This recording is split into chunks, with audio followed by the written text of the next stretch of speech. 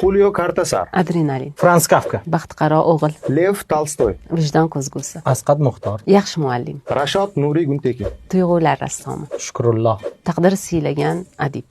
Ulug'bek Hamdam, Orator. Harper Lee, Samimiyat kuychisi Harperli. George Orwell, Adabiyotni qoidalarini pisand qilmagan bunyodkor. Theodor Dreiser, Amerika adabiyotining faxri.